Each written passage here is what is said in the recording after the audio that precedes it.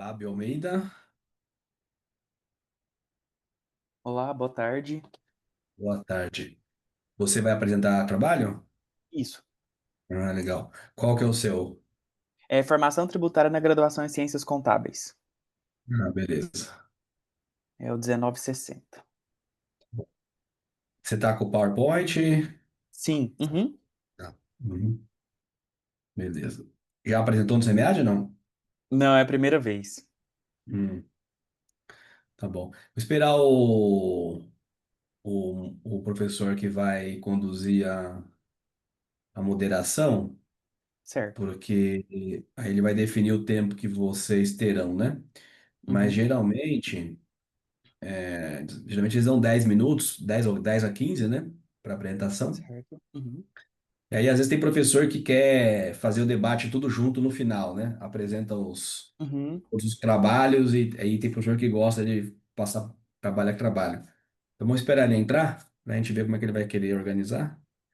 Mas, Certo. Hoje, na basicamente, é parte da isso. manhã, eu assisti uma sessão, foi dessa forma que você falou. As discussões foram todas no final. Apresentaram todos os Ah, trabalhos e discutiu no final. legal.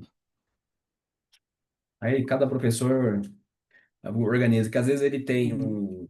às vezes ele tem um ou outro artigo que é tema dele também, né? Aí ele, às vezes, ele quer pontuar o artigo, enfim.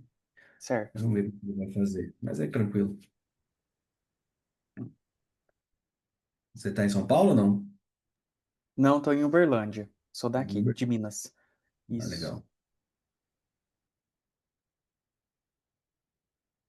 Bom. Você é aluno de doutorado ou mestrado? De doutorado. Comecei esse ano, meu primeiro ano.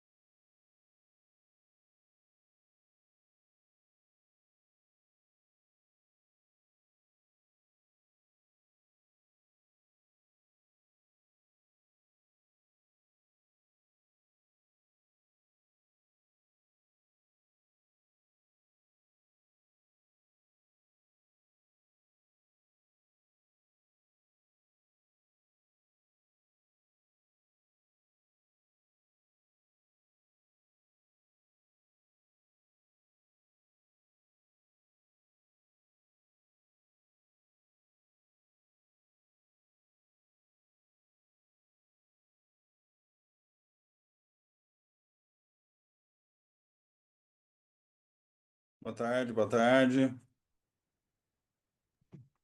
Boa tarde.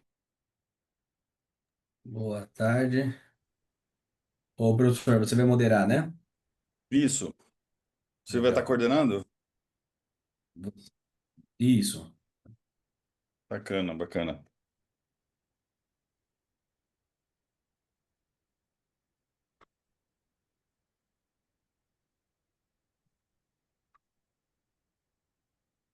O tempo fica com você ou fica comigo? Fica comigo. É, mas você define aí o quanto você vai dar de Não, é o padrão. Vamos fazer o padrão. 15. Tá sendo 10 minutos mais 5 de debate ou 15 mais 5? Geralmente 10 mais 5, né? Tá bom. E aí você decide se você quer fazer uma plenária no final ou, né, vai Sim, pontuando cada um aí. sim, sim. Eu acho melhor no final de cada trabalho fazer uma pequena discussão, porque às vezes os autores Uhum, têm que sair e depois o que sobrar de tempo a gente faz no final. tá bom.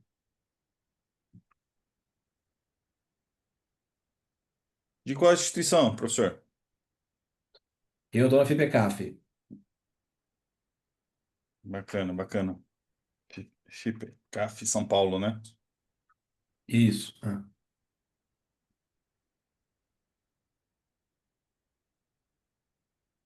você tá onde? Estou na Unicentro, Universidade Estadual do Centro-Oeste do Paraná. Ah, Centro-Oeste, tá certo. Fiz FEA aí, mas faz 15 anos. Ah, Já faz um tempinho já. Centro-Oeste do Paraná é o que região, mais ou menos? Cidade. É perto dessa onde que teve o tornado aqui, que vocês estão vendo na TV aqui. Fica a 100 Sei. quilômetros do tornado aqui. Sério? E passou por aí alguma coisa ou não? Morreu uma pessoa aqui na minha cidade, em Guarapuava. Hum, Pegou uma área rural, né? aham. Então morreu um senhor ali na zona rural, um assentamento. Hum, Guarapuava. Muito alta a região, aqui é 1.100 metros de altitude, então muito suscetível a ventos fortes. Sim, E agora com a questão climática acentuou mais ainda os ventos, as chuvas, as secas, enfim, os extremos, né? sim. Mas a COP vai resolver isso aí, não? Ah, vai, vai.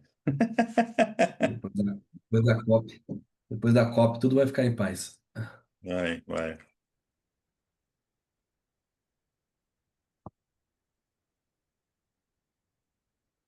Acho que a tendência da mudança da matriz energética vai diminuir um pouco a pressão no aumento da temperatura do gás carbônico e da temperatura, né? Uhum. Vai diminuir um pouco essa pressão, mas vai continuar existindo, né?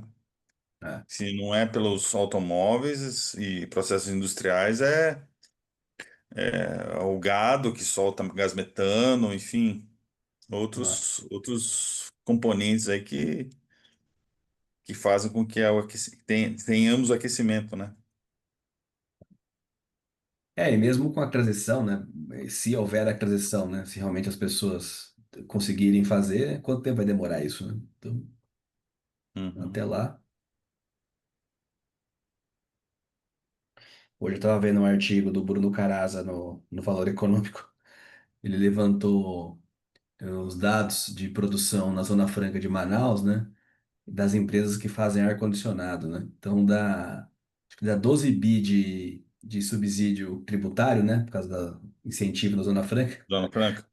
Pô, 12 bi que o governo abre mão para dar subsídio para a empresa que faz ar-condicionado, Sim. que, é- que é uma loucura, né? Que você faz ar-condicionado para evitar o aquecimento e coloca 12 bi lá de isenção e para outras, né? Outros processos não tem verba, enfim. É bem interessante o texto dele. No Paraná também tem muitos subsídios a vários setores industriais, cooperativas, enfim, né? É, é. Isso aí já tá solidificado, né? Até a França, os agricultores, né? Sim, sim. É. Ah, e essa é a dificuldade, né, de você fazer uma transição, né? Como é que você resolve o que tem hoje, né? Esse é o drama, né? É.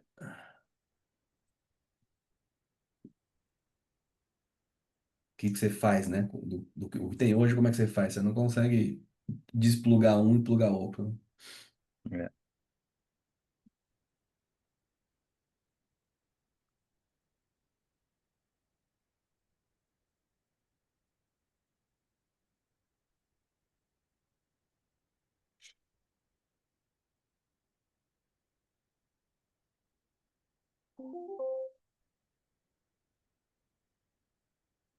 De autores, nós temos o Fábio, Fábio. o artigo dele é o sobre ó, formação tributária. É o primeiro. Selfon.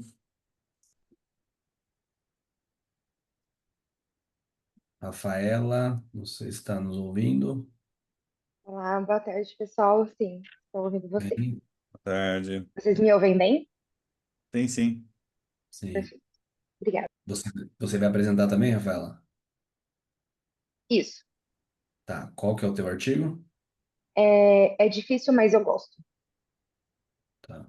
Trajetória de carreira de coletores de lixo domiciliar. Uhum.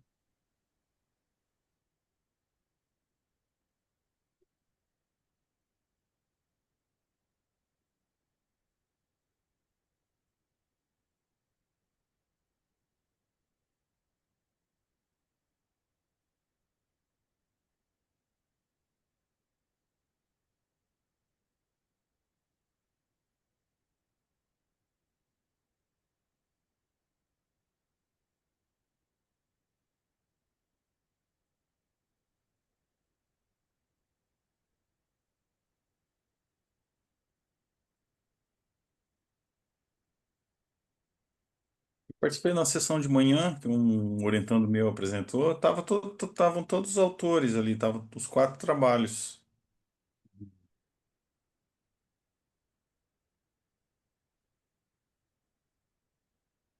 O nosso parece que não vai estar É. uns quatro.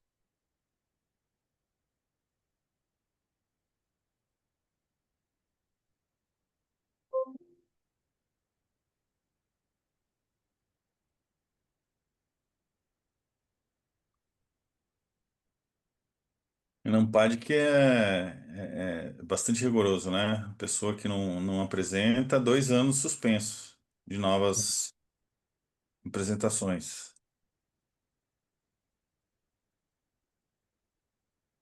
Acho que o seminário vai ter que adotar esse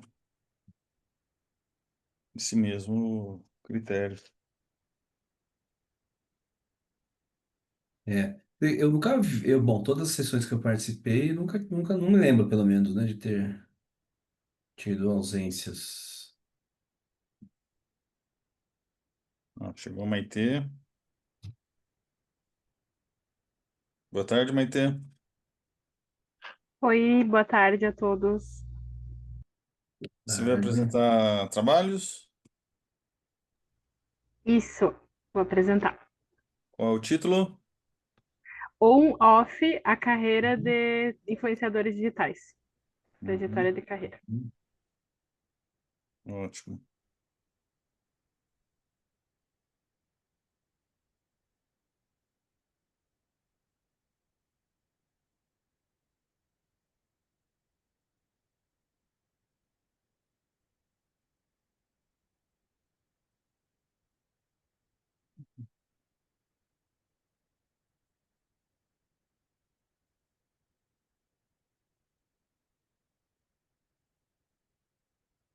Então, deixa eu já ir me apresentando, daí começamos os trabalhos. Eu sou o professor Silvio Stefani, sou da Unicentro, é a Universidade Estadual do Centro-Oeste do Paraná.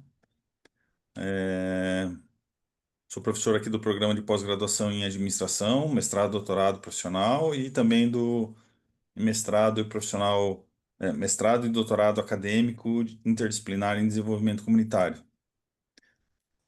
Vocês estão vendo bastante sobre Rio Bonito do Iguaçu, fica aqui a 100 quilômetros da minha cidade, que teve o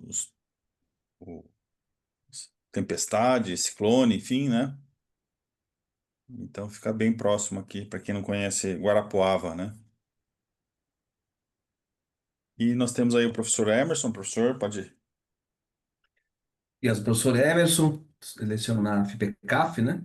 Aqui em São Paulo. E a minha área de pesquisa é carreira, né? Especificamente focada em carreira do trabalhador mais velho.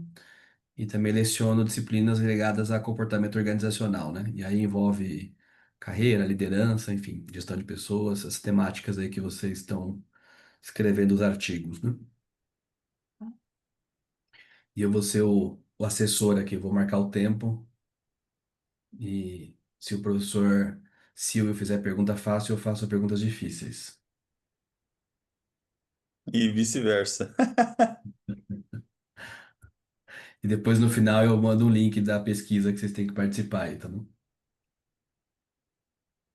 Pessoal, então a gente combinou 10 minutos a apresentação, mais 5 minutos para perguntas.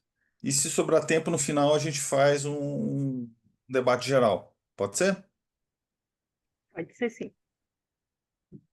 Combinado. Professor Emerson, então fique à vontade.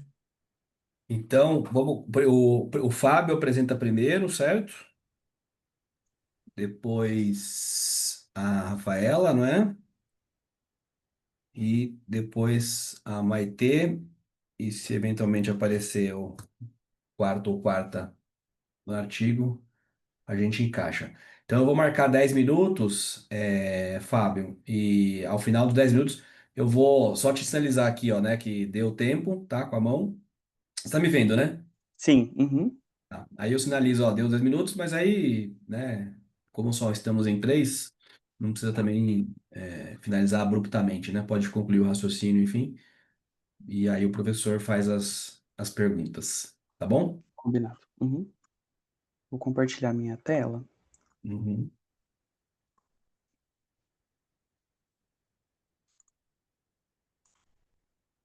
Tá em modo apresentação para Tá, vocês, sim. Uhum. certo? Então, uma breve apresentação. Eu me chamo Fábio, sou doutorando do programa de pós-graduação em Ciências Contábeis da Universidade Federal de Uberlândia.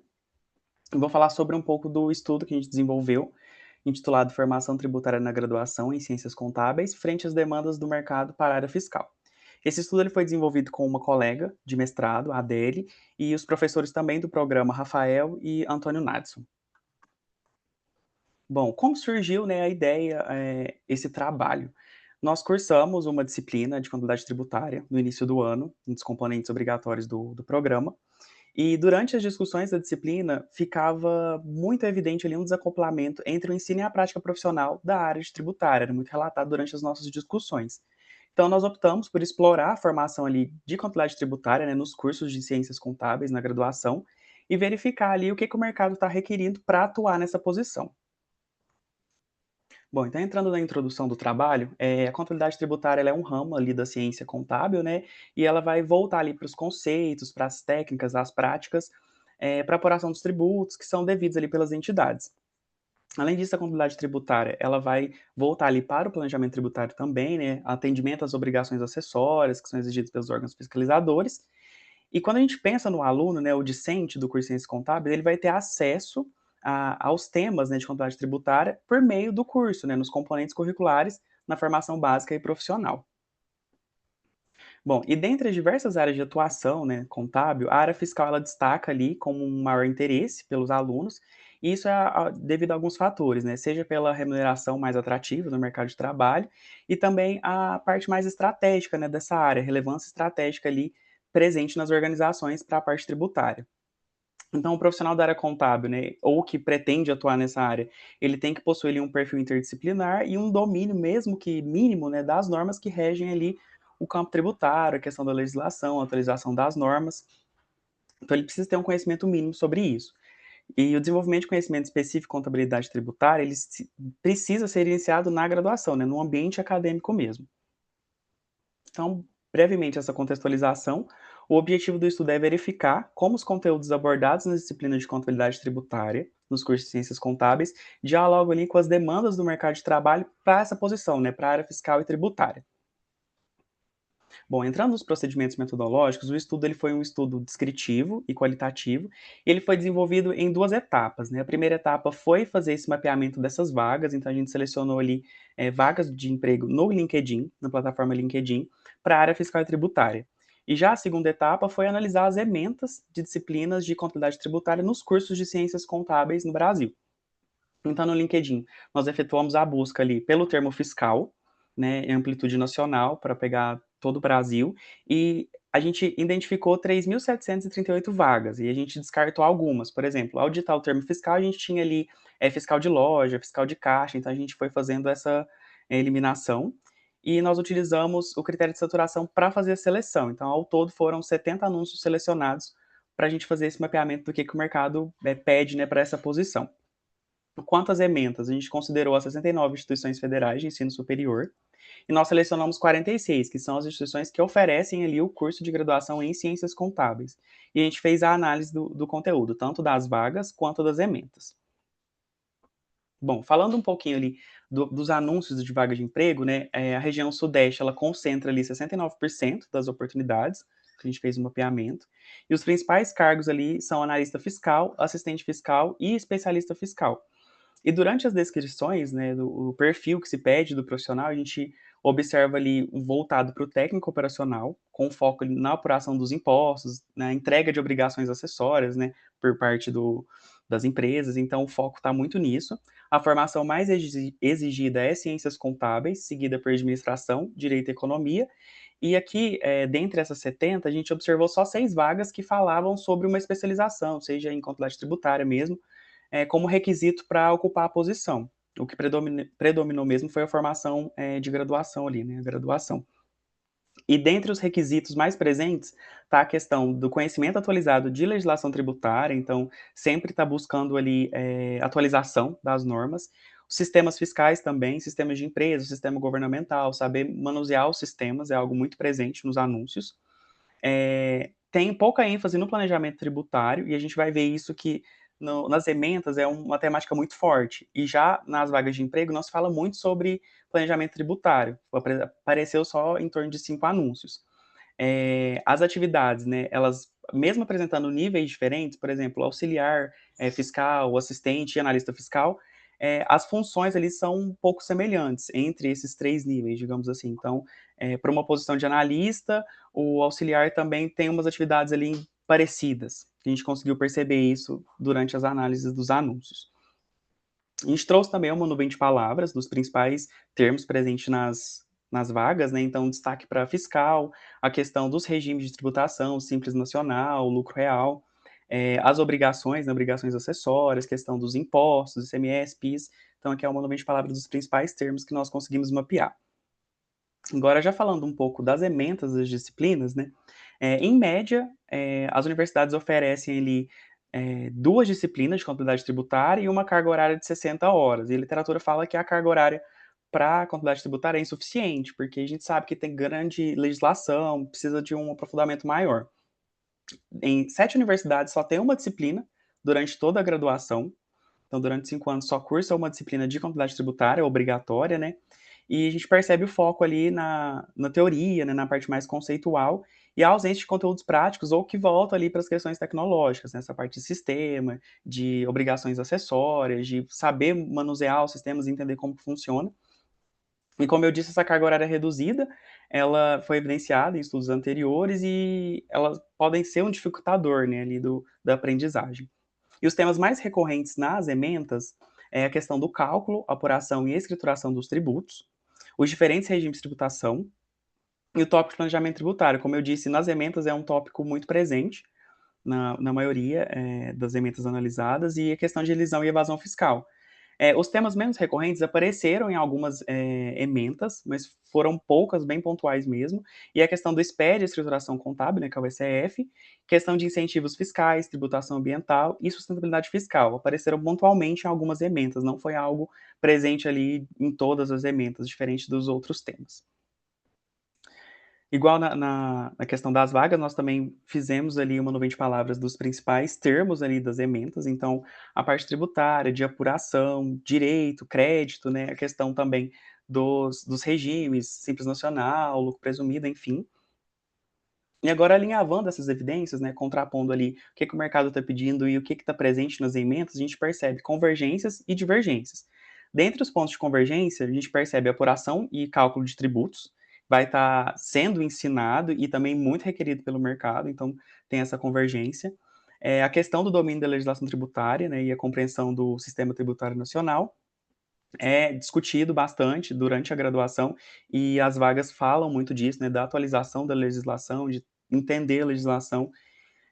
A questão também dos tributos, então, os tributos trabalhados são os tributos que, de fato, o mercado pedem, né, então está alinhado às exigências da empresa, e as ementas e as vagas valorizam ali a questão da legislação e a regulamentação. A gente tem esses pontos de convergência.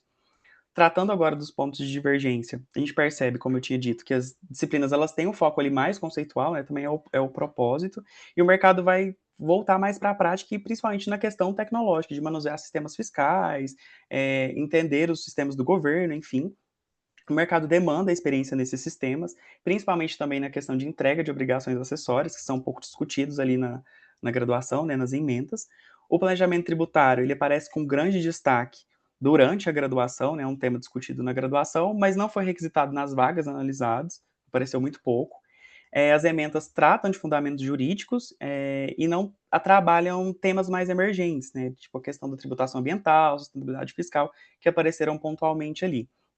E a gente percebe que falta essa integração ali entre a teoria e a prática, né, na questão da disciplina e o mercado, então tem um pouco desse descompasso, digamos assim. Caminhando para as considerações, os resultados indicam essas divergências, né, um pouco de divergência entre a formação acadêmica e o que o mercado pede para o profissional que vai atuar na parte fiscal, a necessidade de atualização curricular para incorporar mesmo essas questões de tecnologia, esses temas mais emergentes para a parte de contabilidade tributária, e o mercado ele foca muito ali nos profissionais para utilizar sistemas digitais, né? O foco parece muito esse, saber manipular os sistemas, enfim, interpretar as normas e acompanhar as mudanças na legislação. Bom, aqui são as referências que eu utilizei para apresentação, também estão presentes no artigo. E obrigado por poder compartilhar com vocês o nosso estudo. Ótimo, Fábio. Vamos passar para as perguntas, então, 5 minutinhos para perguntas. Uma primeira pergunta, né? Você chegou a fazer uma correlação das ementas, das vagas em relação às competências, porque nós temos aí as competências do contador a nível nacional, que estão nas diretrizes Uhum. do MEC, né?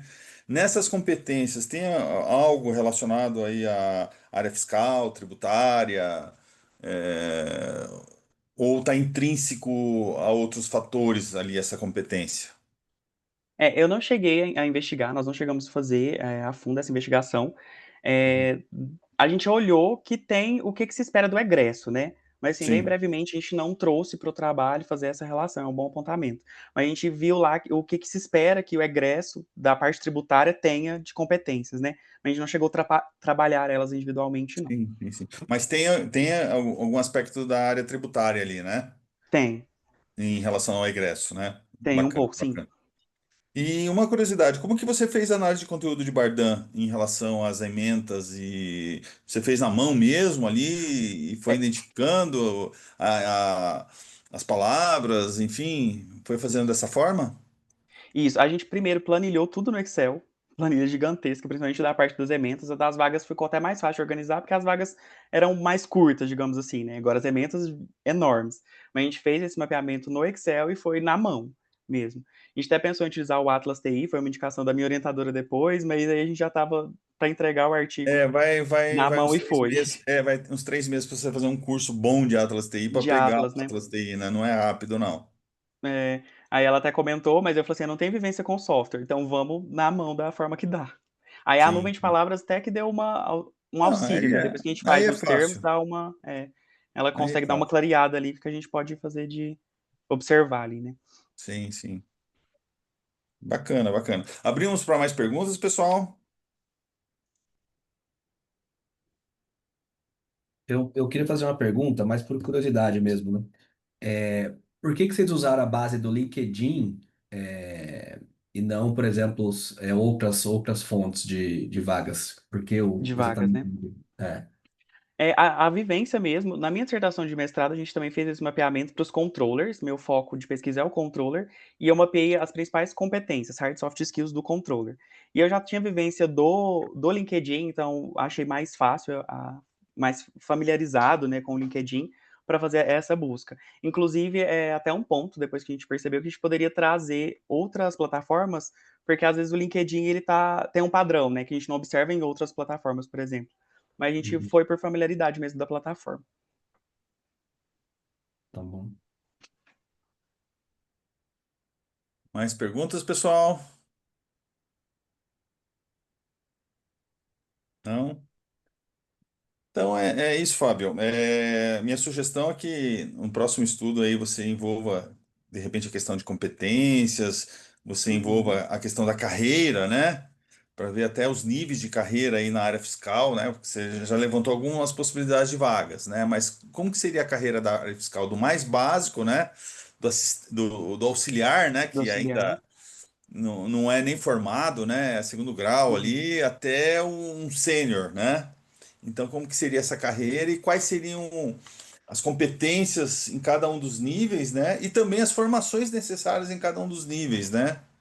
Eu acho Pra que fazer essa trajetória, né, profissional. essa Uhum. trajetória da carreira, Perfeito. exatamente. Eu acho que complementaria muito bem o seu trabalho aí, tá? Uhum. Mas tá de parabéns. Eu que agradeço a oportunidade e as trocas, pessoal. Tá, Muito joia. obrigado. Manda um abraço pro professor Márcio lá, da CAPES. Ah, mando. Sim, sim, sim. Emerson, então podemos ir para o Bem, próximo. concluímos. Eu acho que entrou mais. Carla entrou aqui. Carla, você vai apresentar também? Oi, boa tarde. Não vou apresentar, não. Ah, tá. Então somos só os três mesmo. Então agora nós temos a Rafaela, né? Eu acho que é a Costa. Maitê primeiro, depois a Rafaela, ou é a Rafaela depois a Maitê? Acho que é a Rafaela primeiro, né? Depois a Maitê. Isso, é a Rafaela primeiro. Mas não tem problema se ela quiser Não, não, inverter não, também. vamos seguir a ordem, vamos seguir a ordem. Então, Rafaela, mesmo esquema, né? Você vai ter 10 minutos. Quando der 10 minutos, eu te sinalizo aqui, né? Perfeito. Pessoal, tá tendo uma construção aqui perto de casa. Vocês estão conseguindo me ouvir bem ou tá muito barulho de fundo? Tá Não estamos tranquilo. escutando a Uhum. construção, não. Tá tudo perfeito, então ótimo. Deixa eu compartilhar minha tela aqui com vocês. Me digam se estiverem vendo já, por favor. Tá legal. Podemos começar? Podemos. Obrigada. Bom, pessoal, boa tarde a todos, oficialmente. Meu nome é Rafaela, sou mestre pela Universidade Federal de Lavras, no sul de Minas. Eu desenvolvi esse artigo junto com as minhas duas professoras, orientadora e co-orientadora, e a banca de defesa do meu mestrado.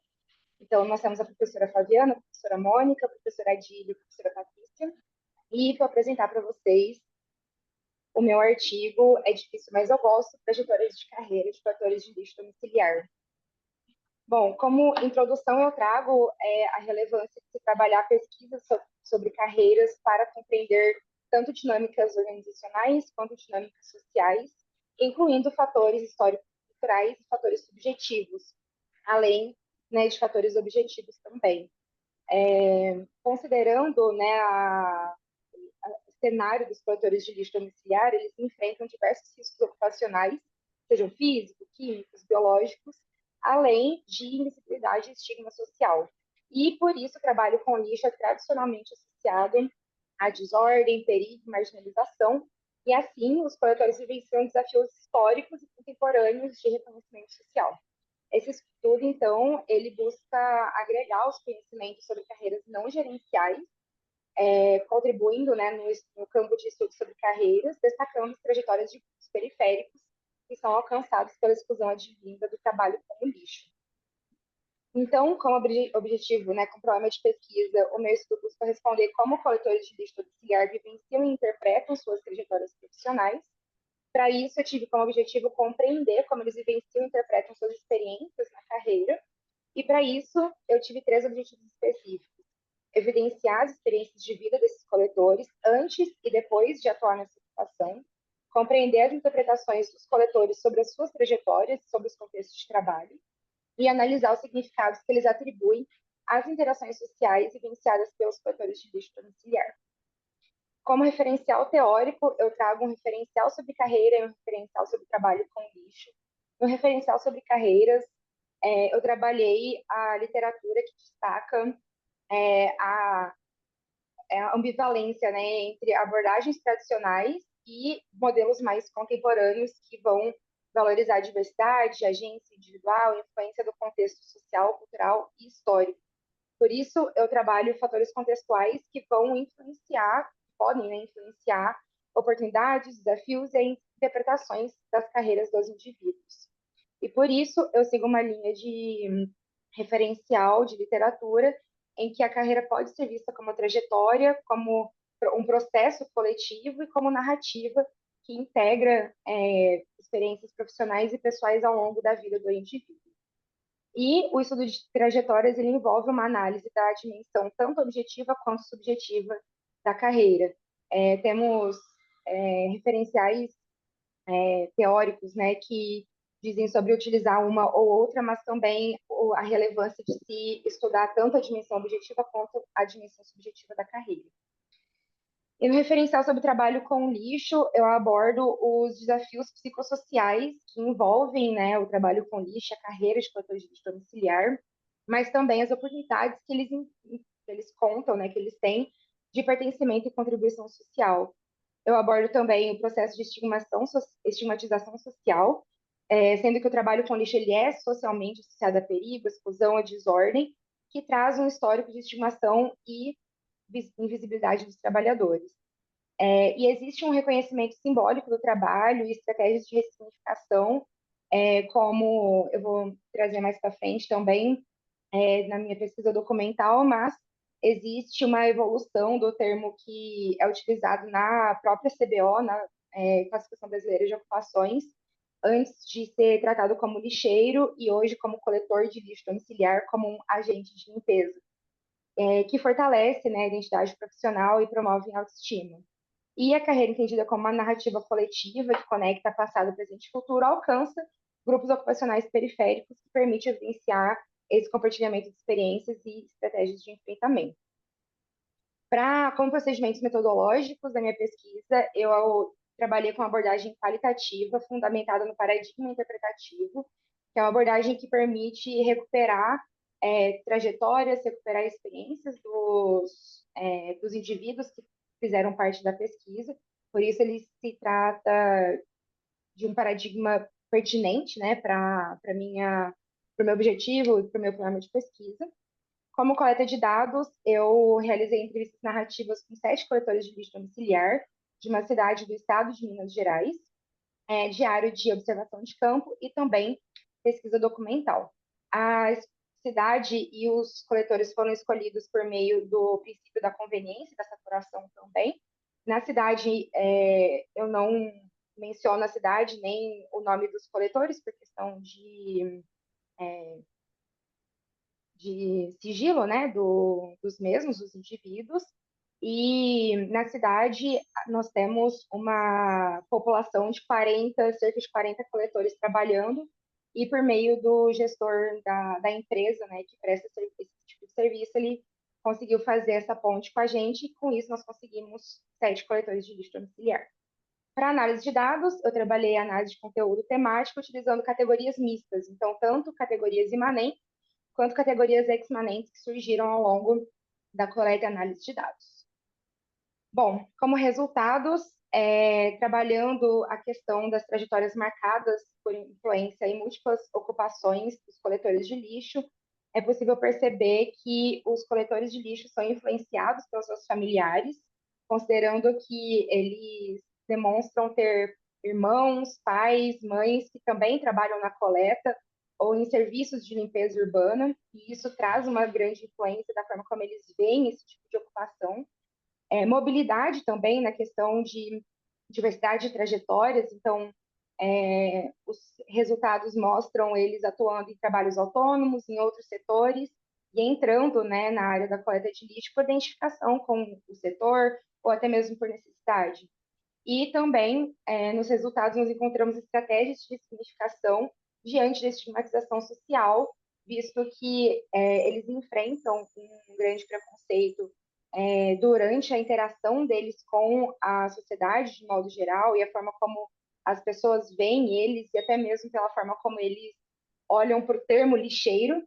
Eles falam: eu não trabalho com lixo, eu trabalho com limpeza, e juntos eles encontram essas estratégias de significação. E há também uma mobilidade interna nas equipes de limpeza urbana, em que é possível entrar para fazer capina, passar para outras funções, até chegar na coleta de lixo, visto que é uma função que paga mais dentro das oportunidades ali de limpeza.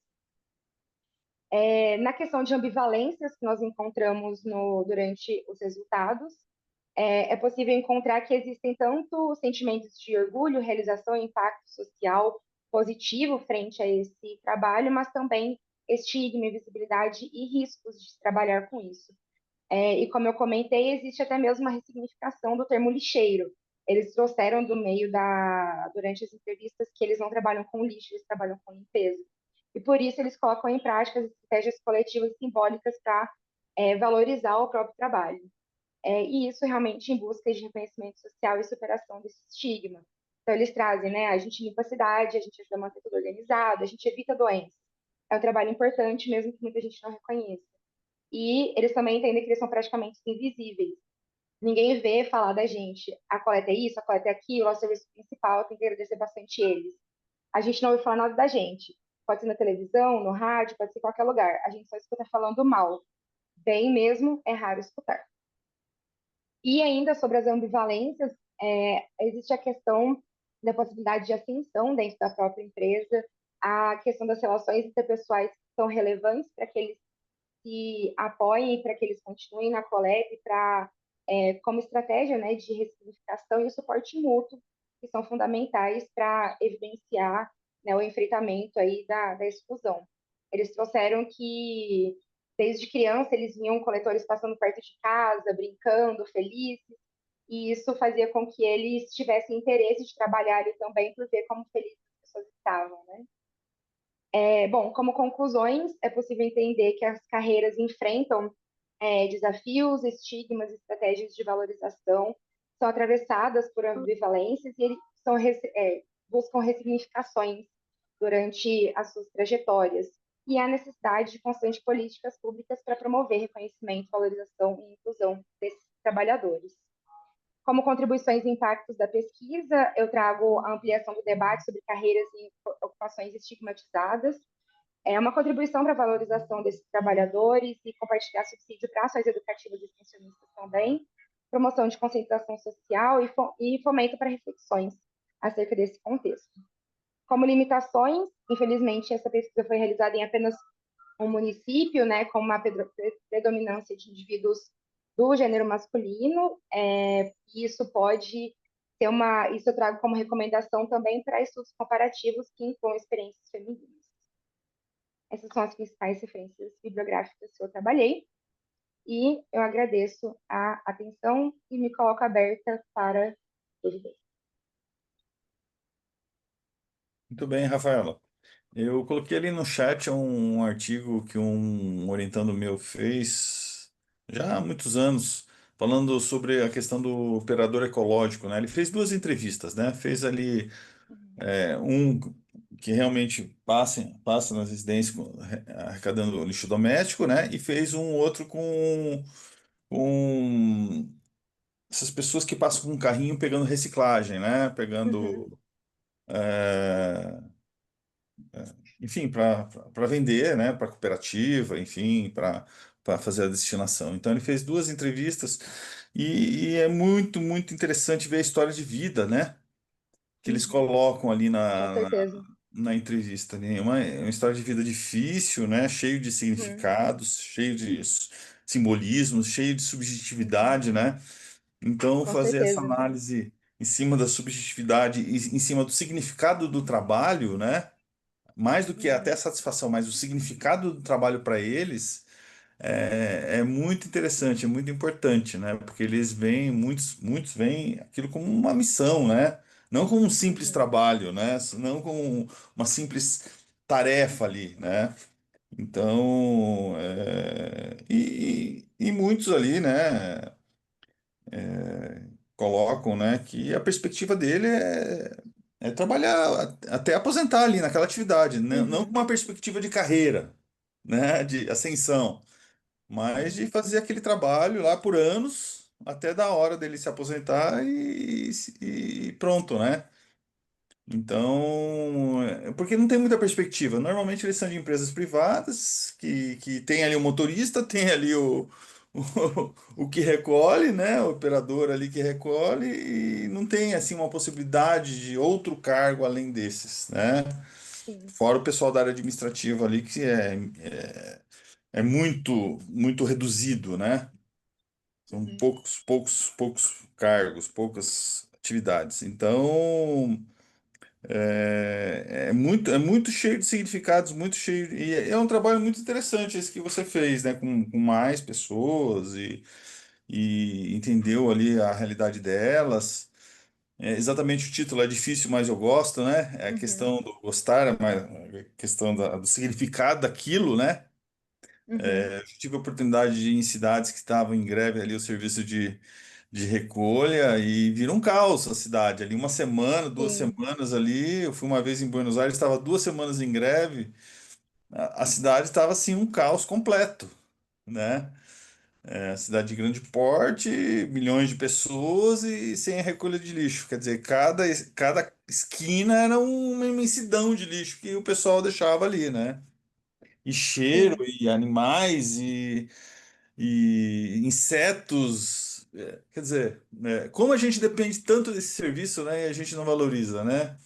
sim. Então, Os indivíduos que eu entrevistei, eles trouxeram isso, de a questão da invisibilidade, de não ser valorizado, né, a desvalorização, e eles trouxeram exatamente uma fala no sentido de nós não somos valorizados, mas experimenta ficar sem a gente durante 2 dias. aham, uma semana já vira um caos, né? Imagina duas Sim. semanas.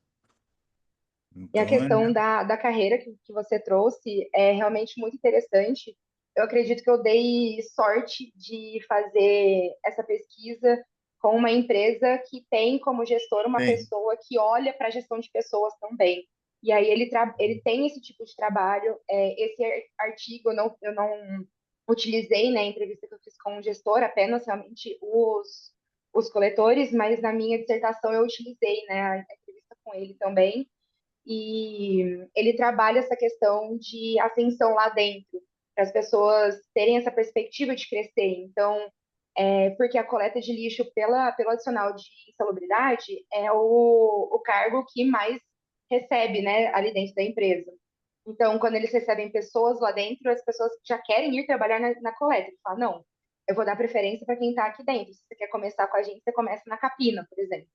E aí a pessoa vai, entre aspas, subindo, né? Na minha dissertação, inclusive, eu desenhei como se fosse um plano de cargo que existe lá dentro. E é bem interessante, porque até mesmo na coleta, entrou na coleta, o próximo passo deles é se tornar motorista, que é visto como um líder da guarnição. Então, foi bem interessante, realmente, esse trabalho e essa visão, né, de carreira lá dentro. uhum.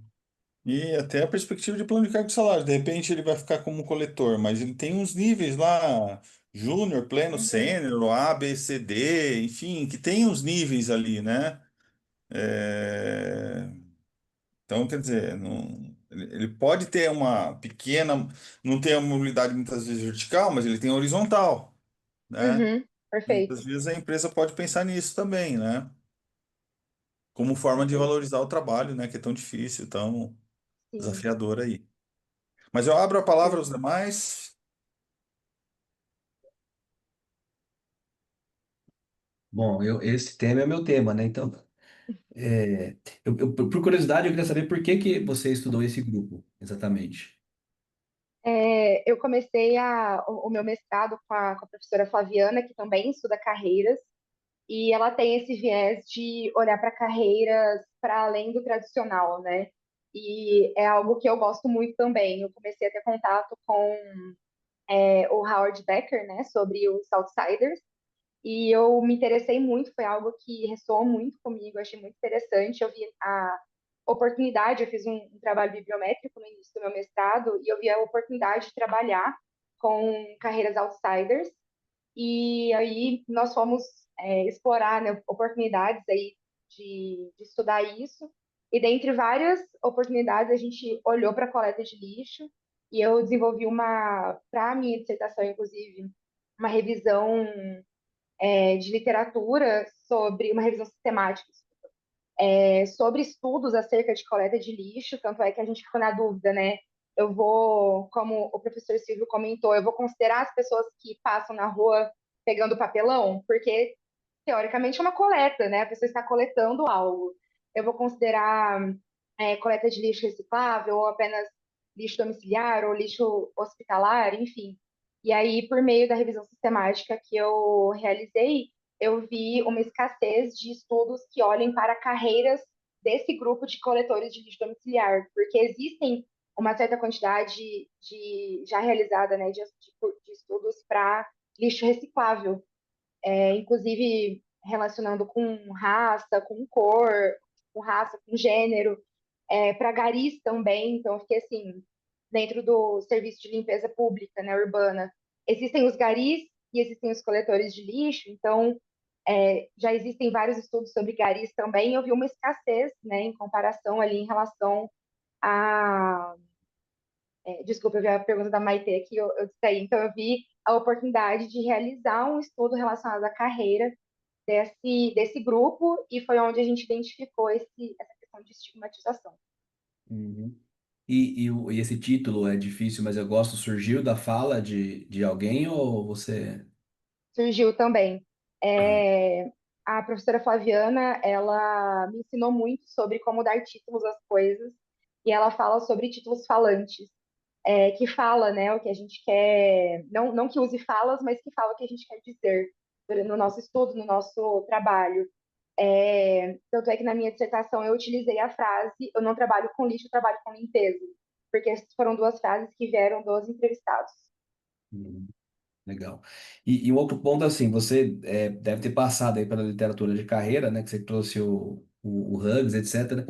Mas Sim, você chegou a dar uma olhada, por exemplo, quando se fala de.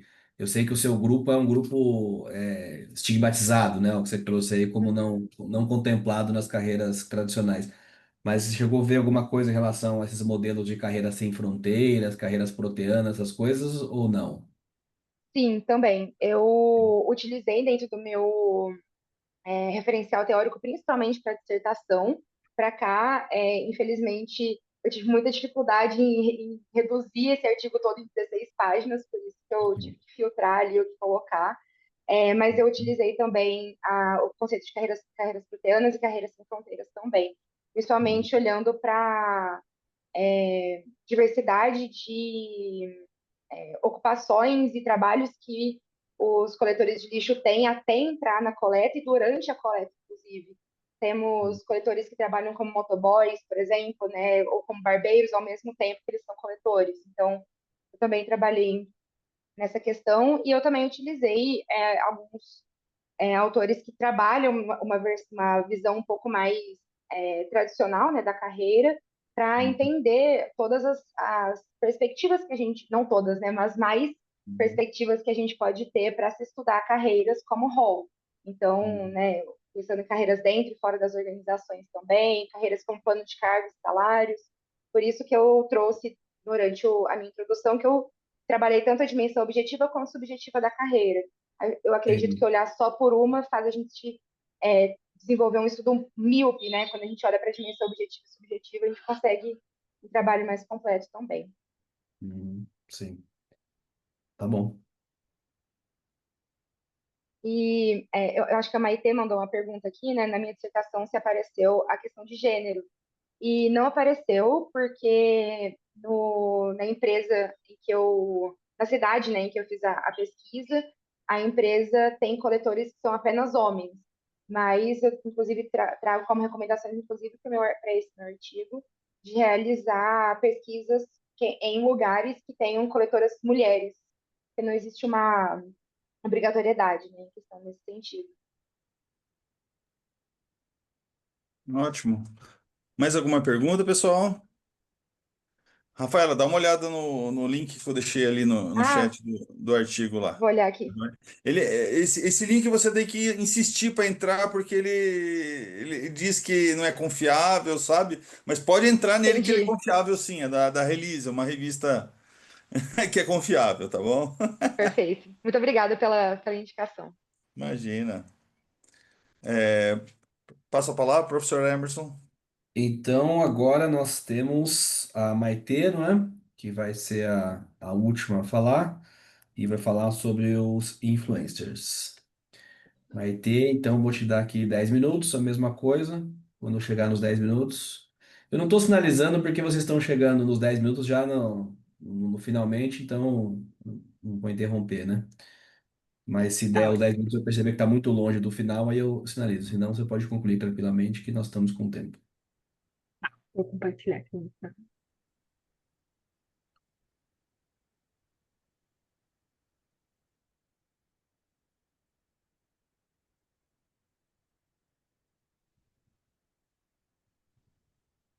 Estão enxergando, né?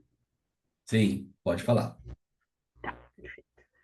Então, boa tarde a todos novamente. Eu sou a Maitê. Eu sou mestranda do programa de pós-graduação em administração da Universidade Federal do Pampa, em Santana do Livramento. Minha área de formação, na verdade, é o direito, por enquanto, mas eu estou terminando a administração também. E esse trabalho, ele é oriundo do projeto de pós-doutorado da minha orientadora, que é a professora Catiúcia Schimmer. Ela estudou na URGS com o professor Sidney Rocha, e eles desenvolveram essa pesquisa que fazia parte de um projeto guarda-chuva do professor Sidney.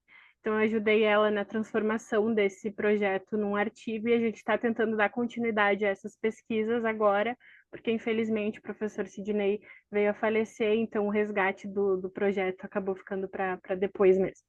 O título, então, é Off On, Trajetória de Carreira de Influenciadores Digitais. Para contextualizar, então, eu vou trabalhar um pouquinho bem rápido essa questão da introdução. A gente entende o trabalho, então, como uma atividade que foi transformada pelas tecnologias digitais. Com o advento, então, dessas tecnologias, ocorreram algumas novas criações de ocupações, como a de influenciadores digitais, que são criadores de conteúdo que buscam, de alguma forma, monetizar o seu trabalho na internet e a criação de conteúdo. Então, a partir disso, eles buscam essa legitimação social e profissional da sua profissão. A relevância do estudo a gente tentou dividir, então, em dois grandes blocos, que é o acadêmico. A gente encontrou, então, essa lacuna teórica sobre os estudos de carreira dos influenciadores digitais e a forma como essa carreira se desenvolve propriamente na prática. E na questão no âmbito social, uma compreensão desse trabalho digital e autônomo que tem crescido tanto nesse cenário, principalmente agora que a profissão está sendo regulamentada aos poucos e gradativamente entrando nesse cenário de legitimação.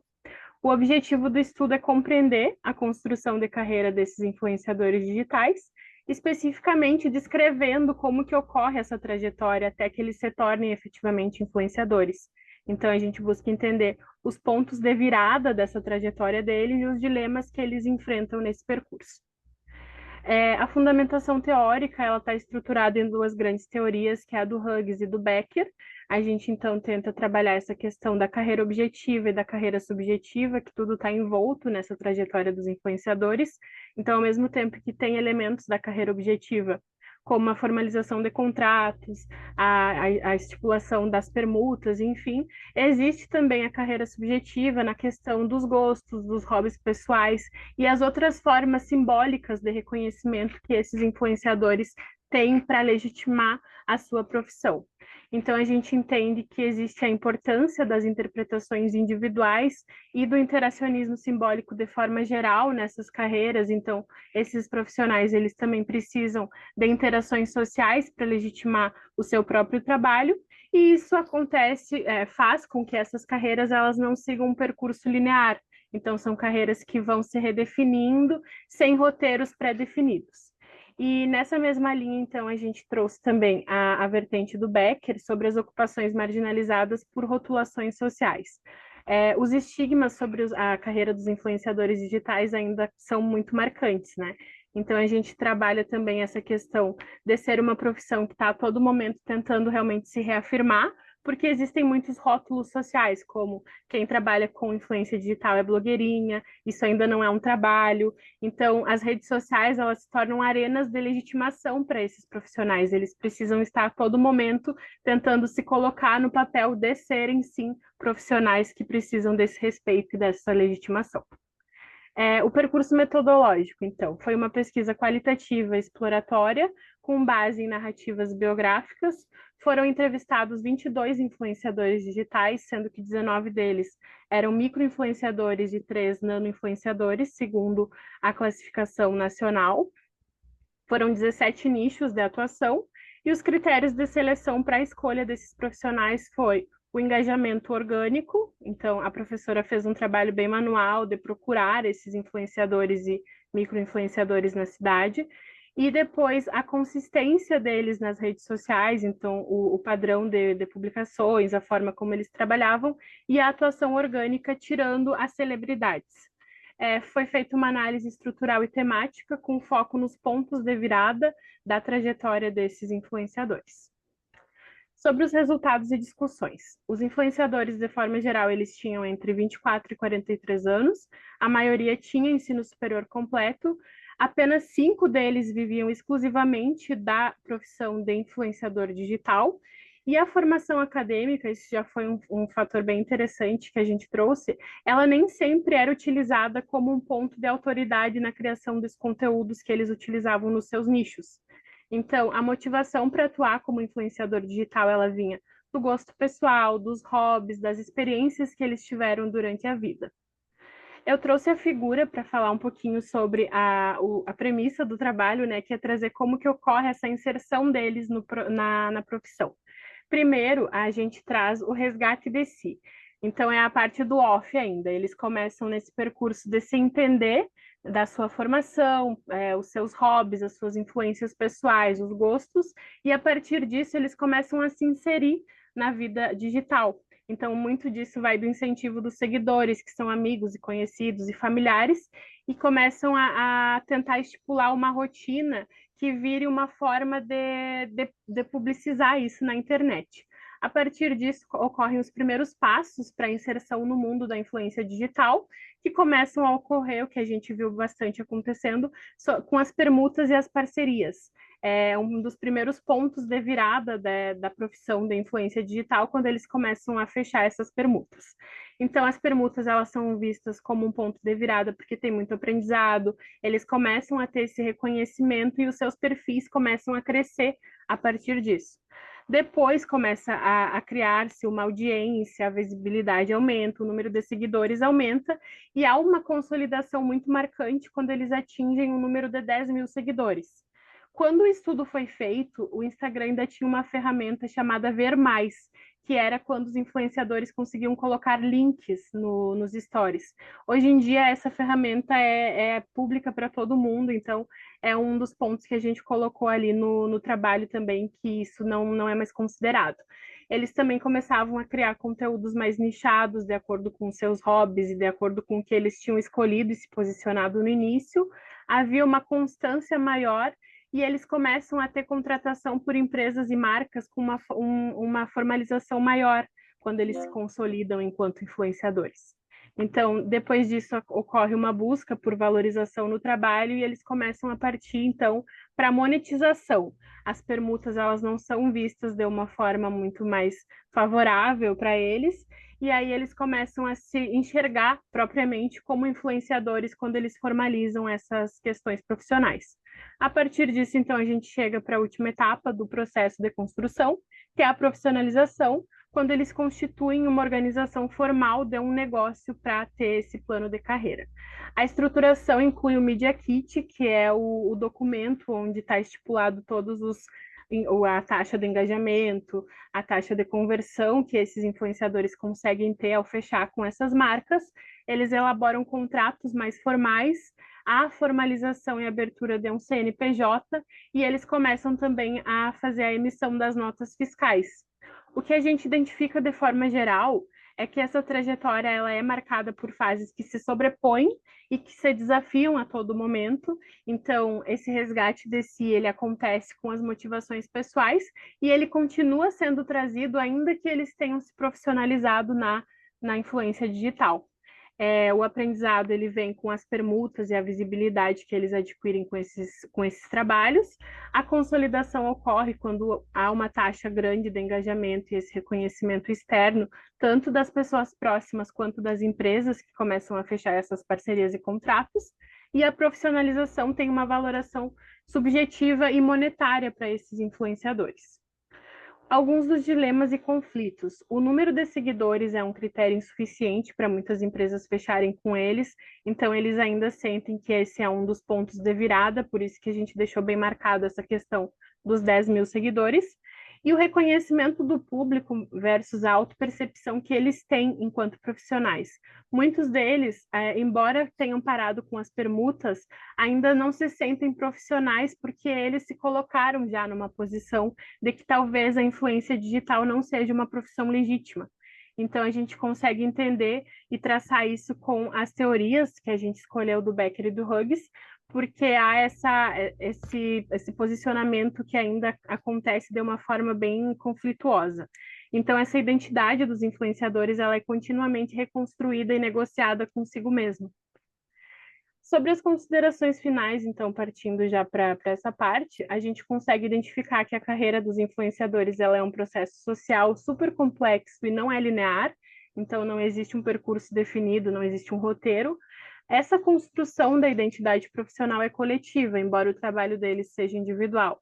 Então, eles precisam dessa legitimação tanto das suas parcerias com as empresas, quanto dos seus familiares e amigos, para que o trabalho deles seja reconhecido por si mesmo, e existem tensões entre o prazer, a exposição, a precarização e a busca por autonomia, que inclusive a gente vai trabalhar nos próximos recortes do estudo. Muitos deles falaram que pretendem sair da influência digital, abrir um negócio, empreender, porque eles sentem que a influência digital acaba ferindo um pouco da questão dos direitos da imagem, e eles não conseguem ter esse controle da linha tênue entre a exposição e o trabalho em si.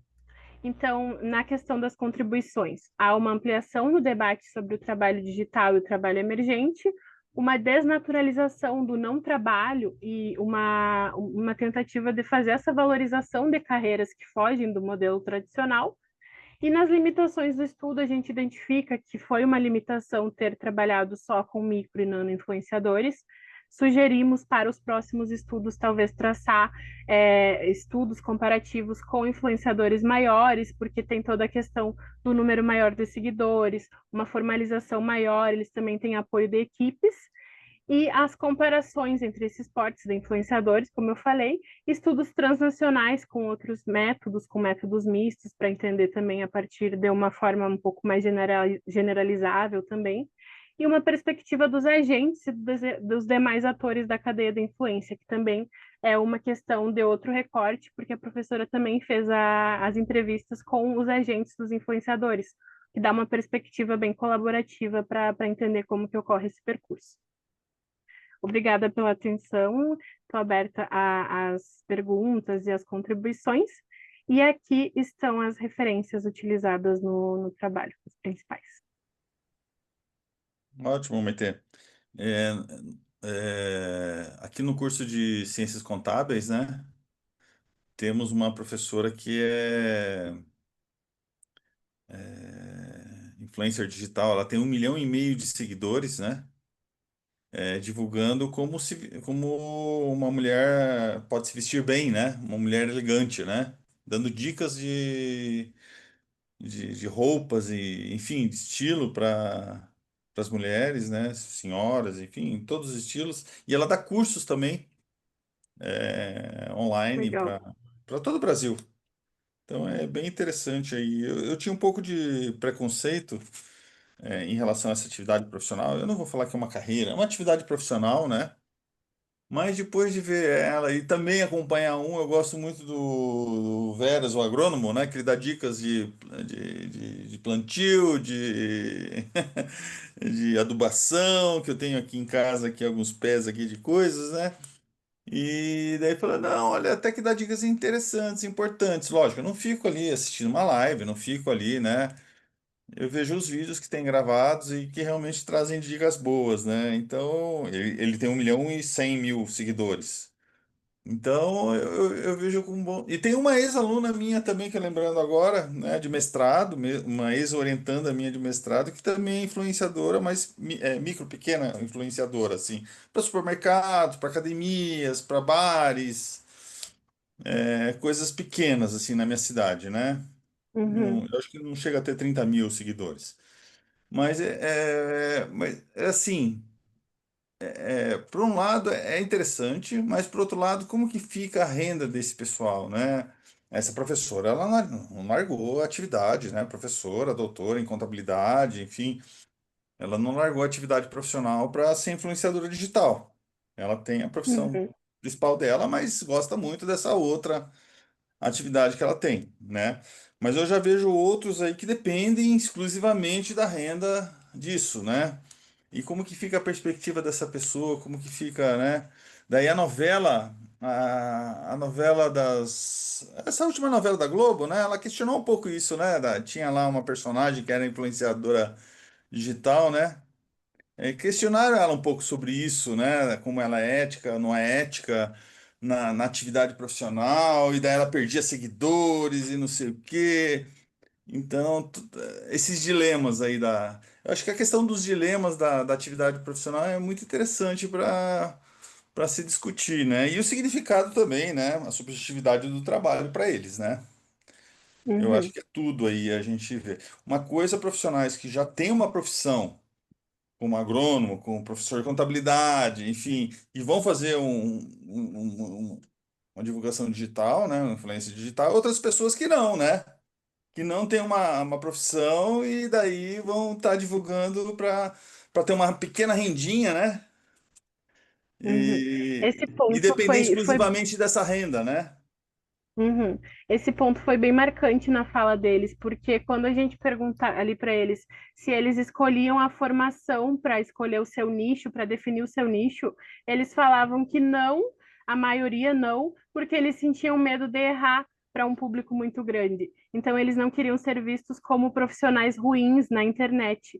Então, acabam deixando a formação de origem um pouco de lado, se jogam num nicho diferente ali na influência digital, mas ainda assim fica um dilema muito marcante, porque eles não falam que querem seguir a influência para o resto da vida. Eles querem, em algum momento, empreender para descansar o direito da imagem. Então, a gente deixou isso anotado também, porque foi uma fala muito interessante, que eles falam que é muito cansativo ser influenciador. Então, eles não querem para sempre. Então, é como se fosse uma atividade, um hobby, sabe? Porque eles não identificam que querem seguir aquilo para sempre. Sim, sim. Porque eles estão meio que à disposição 7 dias por semana, 24 horas por dia ali, né? E realmente Uhum, o excesso de trabalho, eles têm a autonomia, têm liberdade, mas por outro lado, eles são refém ali, né?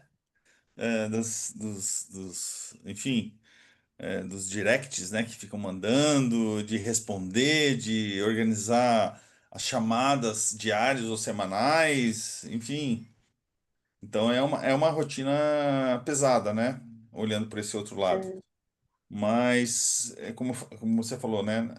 É uma das novas atividades profissionais digitais, né?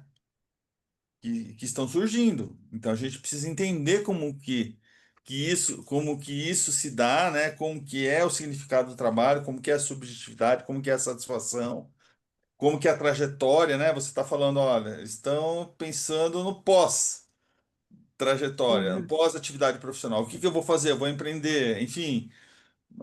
Qual que vai ser minha outra atividade depois? Então muitos já estão se ligando para isso, né? E você uhum. pergunta para as crianças, grande parte das crianças quer ser influenciador digital.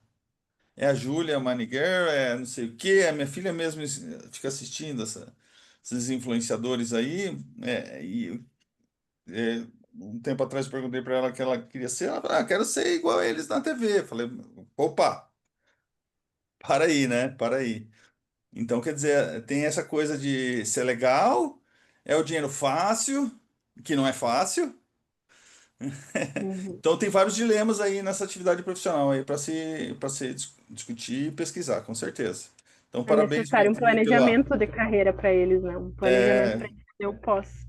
Uhum. e parabéns por discutir exatamente essa questão desses dilemas aí dessa atividade aí, que é uma atividade que nós temos muita gente aí espalhada pelo Brasil nessas atividades aí, né?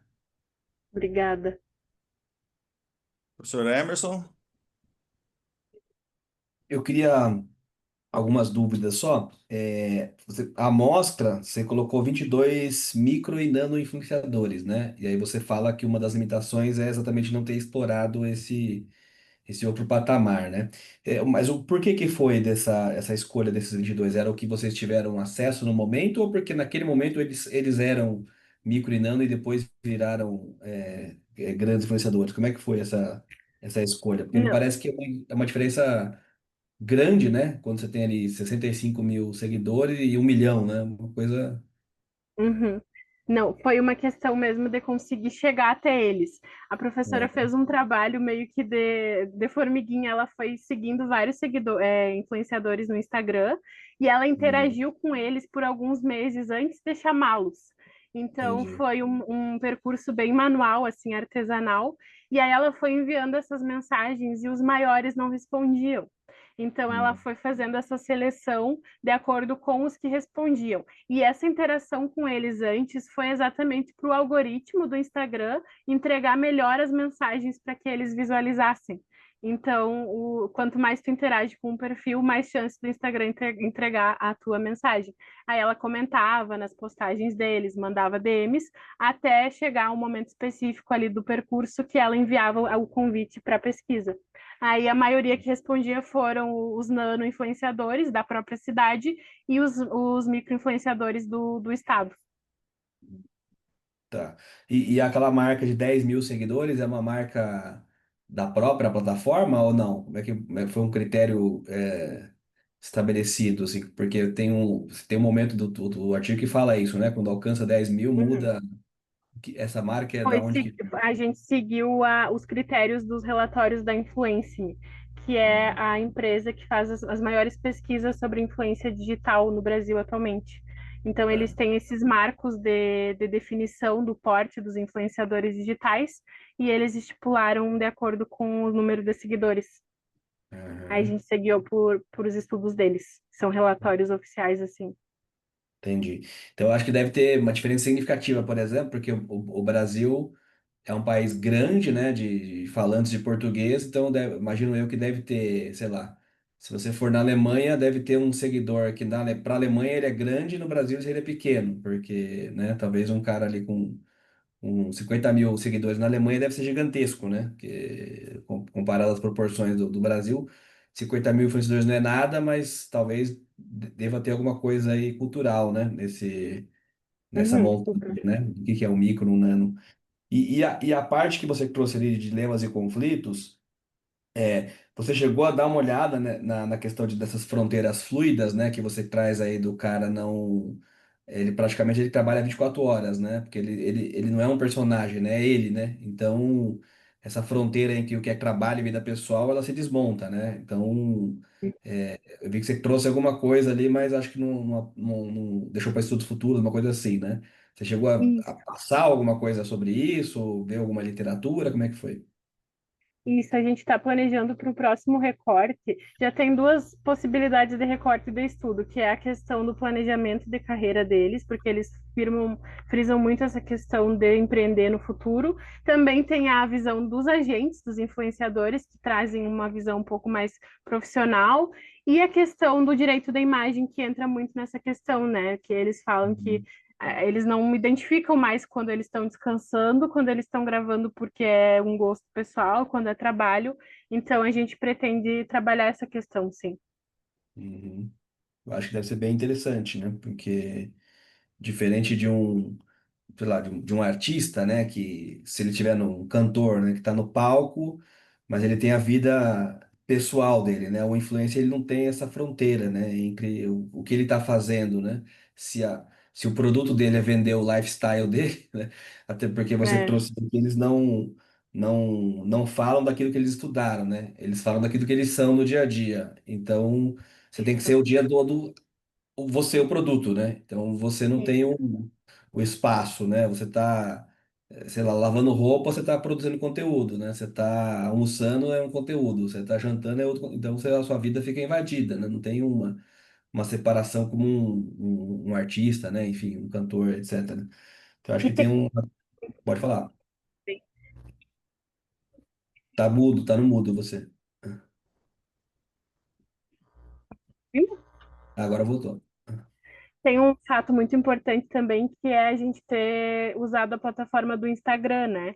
Então, ali Hum, são influenciadores um pouco mais consolidados. Mas no TikTok também tem influenciadores que ainda estão no início e muitos jovens. Então, são muitos hum, adolescentes tentando entrar nessa vida da influência. Então, tem muitas ramificações de estudo para conseguir entender até onde essa profissão vai, até onde ela está regulamentada e o quanto ela está influenciando esses jovens à escolha, né? De hum, profissão. sim. Tem um tempo atrás eu vi alguma coisa da França, né? Que na França o influenciador menor de idade ele não tem acesso ao patrimônio, né? O patrimônio fica.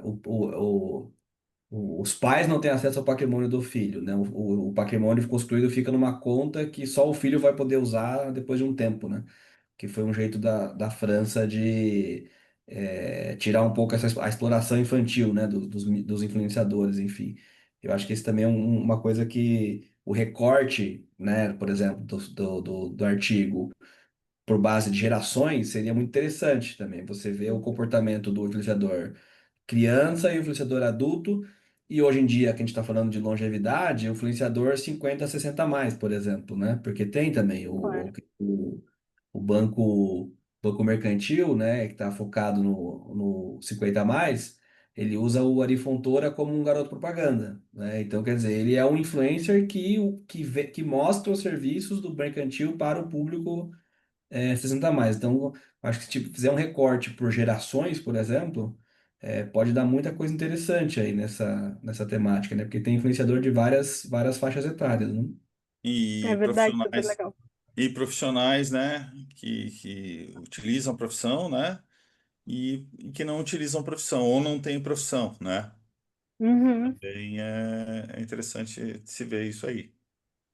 O É, significado, eu acho que do trabalho seria diferente para eles, né? Uma coisa é você dar dica de moda, né? Outra coisa é você dar dica de agronomia sendo um agrônomo, né?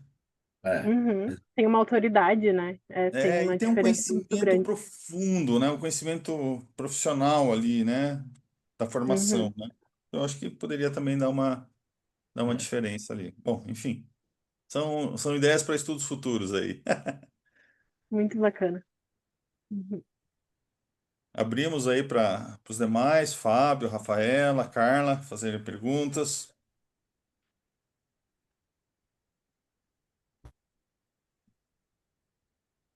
Obrigado, Rafaela. Obrigada pelas contribuições. Eu vou anotando tudo, depois eu vou mandar para a professora. Tenho certeza que ela vai querer dar continuidade. Ótimo, ótimo. É um tema bem contemporâneo, bem interessante. Chegou a fazer uma revisão bibliométrica para ver se tinha estudo sobre o tema? Não. Não, ainda não. É interessante, porque de repente já tem algumas publicações internacionais brasileiras, eu não cheguei a ver, mas de repente já tem algumas publicações internacionais do tema, principalmente fora do Brasil, né? Que existe milhões aí, sei lá, milhares, milhões de influenciadores. Eu acho Uhum. que pode ter alguns estudos internacionais aí para gente, enfim, Entender esse cenário, né? Seria legal entender esse mesmo. cenário fora do Brasil, enfim, né? Eu acho que pode ser bacana também. Perfeito. Uhum.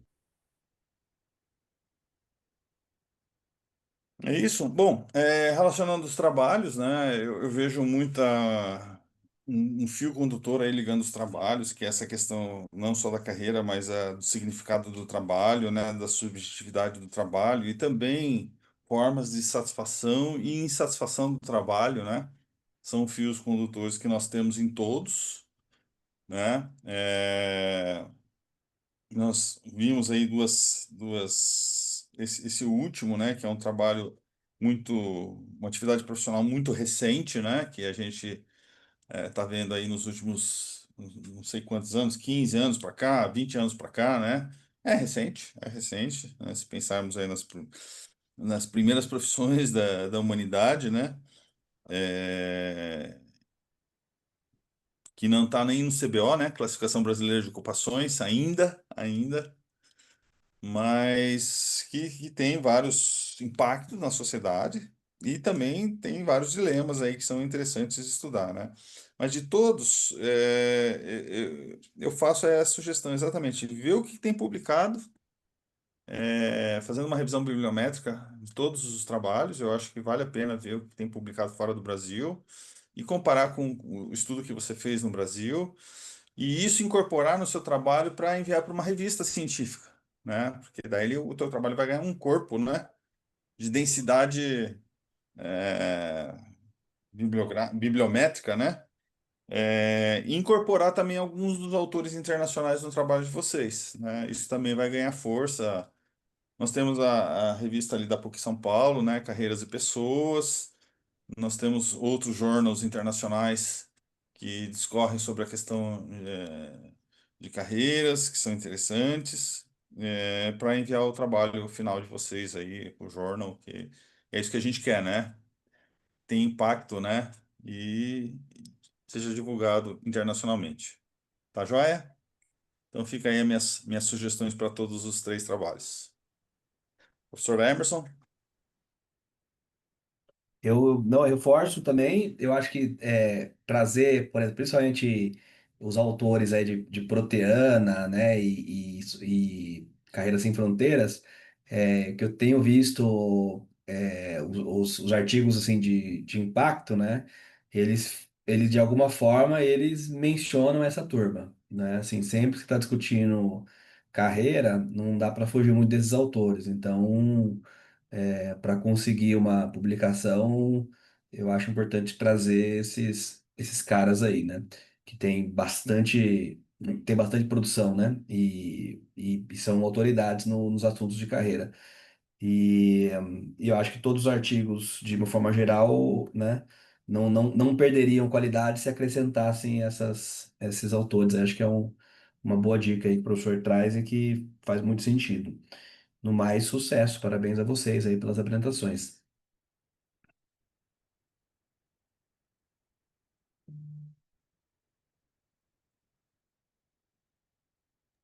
Isso, mais alguma questão?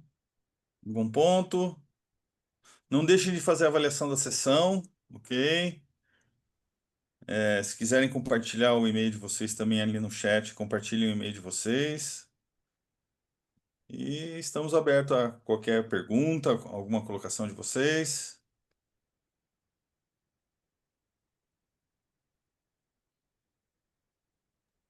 Eu estou O- tranquilizada do meu lado, pessoal. Muito obrigada, viu, pela atenção e disponibilidade de vocês. E parabéns novamente, Maite e Fábio, dois trabalhos muito interessantes.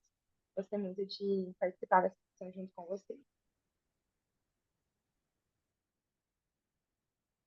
Bacana, Rafaela. Obrigado pela partilha também do seu trabalho.